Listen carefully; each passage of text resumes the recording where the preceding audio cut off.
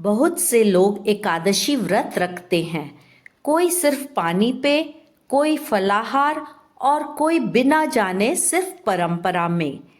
लेकिन क्या आप जानते हैं, एकादशी सिर्फ व्रत नहीं, ये शरीर, मन और चेतना को शुद्ध करने का एक प्राकृतिक उपाय है। आज इस वीडियो में हम जानेंगे एकादशी क्या है, इसका वैज्ञानिक और आध्यात्मिक महत्व क्या है और बिगिनर्स से लेकर एडवांस तक एकादशी व्रत कैसे रखा जाता है। अब हम जानेंगे एकादशी असल में क्या होती है। एकादशी शुक्ल पक्ष और कृष्ण पक्ष की 11वीं तिथि होती है। ये तिथि भगवान विष्णु को समर्पित होती है, इसलिए इसे विष्णु तत्व से जोड़ा जाता है।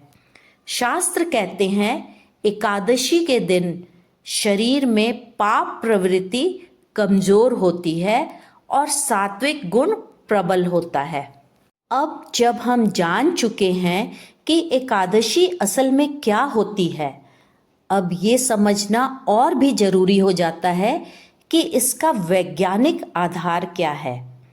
हर तिथि का शरीर पर एक अलग प्रभाव होता है। आयुर्वेद के अनुसार एकादशी के दिन पाचन शक्ति सबसे कम होती है। इस दिन शरीर को रेस्ट की ज़रूरत होती है, लेकिन अगर हम भारी भोजन कर लें तो टॉक्सिन्स जमा होने लगते हैं। इसलिए शास्त्रों ने इस दिन उपवास का नियम बनाया ताकि शरीर डिटॉक्स हो, मन हल्का हो और चेतना शुद्ध हो। ये सिर्फ धार्मिक नियम नहीं, बल्कि शरीर के प्राकृतिक रिदम के साथ चलने का तरीका है। लेकिन एकादशी का महत्व सिर्फ शरीर तक सीमित नहीं होता, इसका प्रभाव मन और चेतना पर भी होता है। अब हम समझते हैं इसका आध्यात्मिक अर्थ। यह व्रत क्यों रखा जाता है। एकादशी के दिन इंद्रियों पर नियंत्रण और विचारों की शुद्धि होती है। भगवान विष्णु की उपासना से पाप कर्मों का क्षय होता है और पुण्य का संचय होता है। जब हमने एकादशी का अर्थ समझ लिया, तो अब सवाल ये है, एकादशी व्रत कैसे रखा जाए, खासकर अगर आप शुरुआत कर रहे हैं। अगर आप पहली बार एकादशी व्रत रख रहे हैं तो अपने शरीर को समझना बहुत जरूरी है। आपको कठिन नियम अपनाने की बिल्कुल ज़रूरत नहीं है।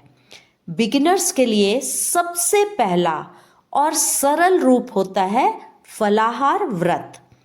फलाहार का मतलब है दिन भर अनाज का त्याग करना। इस व्रत में आप सेब, केला, पपीता जैसे फल ले सकते हैं। दूध, लस्सी या नारियल पानी भी ले सकते हैं ताकि शरीर कमज़ोर ना पड़े। इसके अलावा साबूदाना, सिंघाड़ा आटा, राजगीरा और फलाहार के रूप में माने जाने वाले आलू, लौकी, कद्दू, खीरा भी ले सकते हैं। बस एक बात ध्यान रखें, इन सब में सिर्फ सेंधा नमक ही उपयोग करें ताकि फलाहार का नियम बना रहे। और ये सब चीज़ें सिर्फ एक समय ही लें। ये व्रत भावना से किया जाता है, इसलिए शरीर को कष्ट देना नहीं, नियम और शुद्धता का ध्यान रखना ही पर्याप्त है।